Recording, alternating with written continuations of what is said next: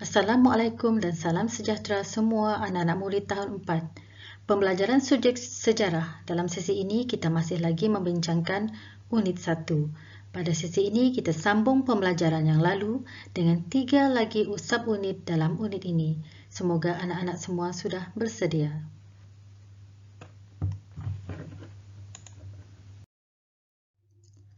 Pada sesi ini anda akan mempelajari yang pertama, menjelaskan kaedah penyelidikan sejarah. Yang kedua, membezakan konsep masa dan ruang dalam sejarah. Dan yang ketiga, menghuraikan sebab dan akibat dalam peristiwa sejarah.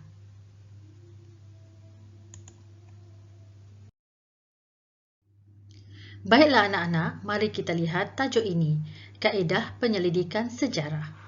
Penyelidikan sejarah dilakukan untuk membuktikan peristiwa sejarah yang telah berlaku.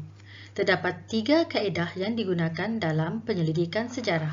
Kaedah yang pertama ialah kaedah arkeologi. Kaedah ini merupakan proses mendapatkan maklumat daripada bahan tinggalan sejarah.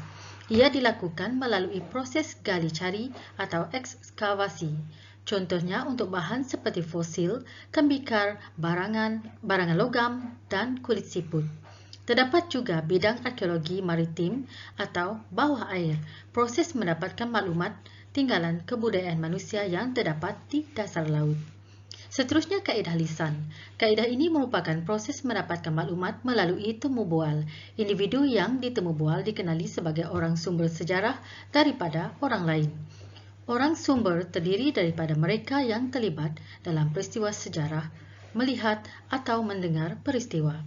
Langkah-langkah dalam kaedah lisan ini ialah mengenal pasti orang sumber dan menyediakan soalan berdasarkan tajuk kajian, menemu bual dan merakamkan perbualan, menyalin rakaman, menyimpan data perbualan, dan membuat penulisan.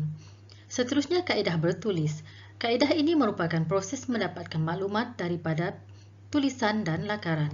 Langkah yang digunakan untuk kaedah ini ialah yang pertama, mengenali sumber sejarah yang tepat, mengumpulkan sumber sejarah, mentafsir maklumat dalam sumber, dan akhir sekali membuat penulisan.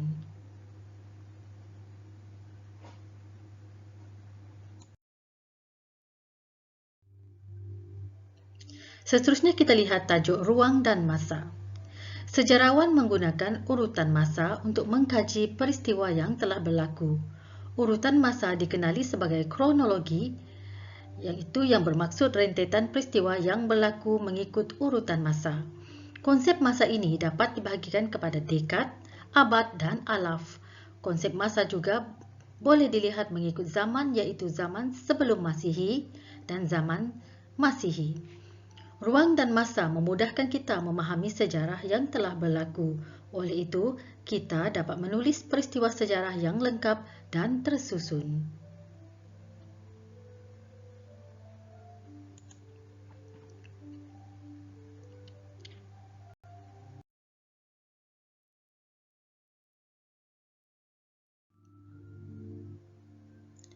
Anak-anak sekalian, sebelum Masihi bermaksud zaman sebelum kelahiran Nabi Isa. Masihi pula bermaksud zaman selepas kelahiran Nabi Isa. Cuba anak-anak lihat carta garis masa yang ditunjukkan pada paparan. Dekad bermaksud tempoh masa selama 10 tahun. Abad pula bermaksud tempoh masa selama 100 tahun. Dan alaf bermaksud tempoh masa selama 1000 tahun.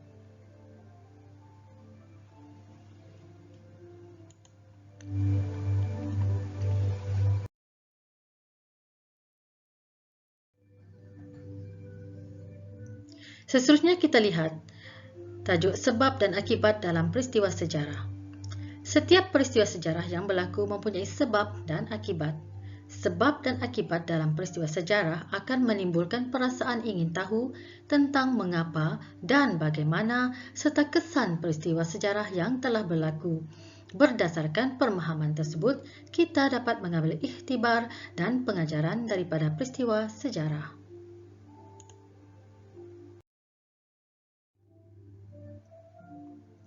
Contohnya, peristiwa mendapatkan kemerdekaan bagi negara kita. Tanah air kita dijajah oleh pihak British, rakyat berjuang membebaskan tanah air sehingga berjaya mencapai kemerdekaan. Cuba anak-anak lihat carta ini. Kemerdekaan Persekutuan Tanah Melayu pada tahun 1957, sebabnya ialah British menjajah Tanah Melayu. Dan akibat daripada peristiwa ini, rakyat berjuang untuk membebaskan Tanah Melayu daripada penjajah.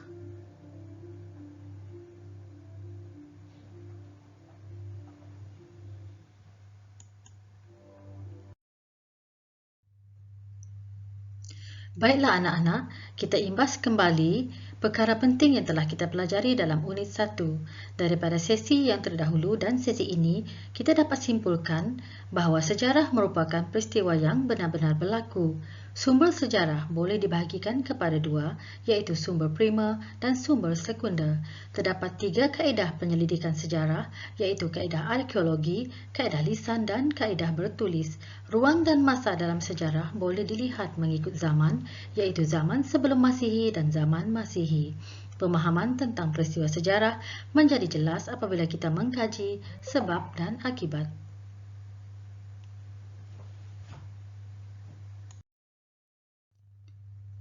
Baiklah anak-anak, sekarang tiba masa untuk kita membuat latihan. Anak-anak boleh merujuk buku teks untuk menjawab soalan-soalan seperti dalam paparan. Soalan yang pertama, kaedah lisan merupakan proses mendapatkan maklumat melalui.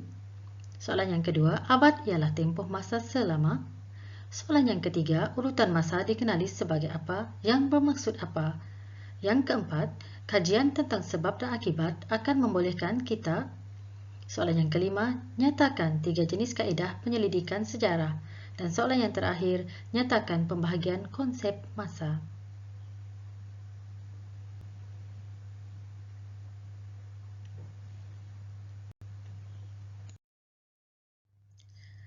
Baiklah anak-anak, sekian dulu untuk kali ini. Untuk sesi berikutnya, kita akan mengenali pula tajuk Saya dan Keluarga dalam unit 2. Jumpa lagi.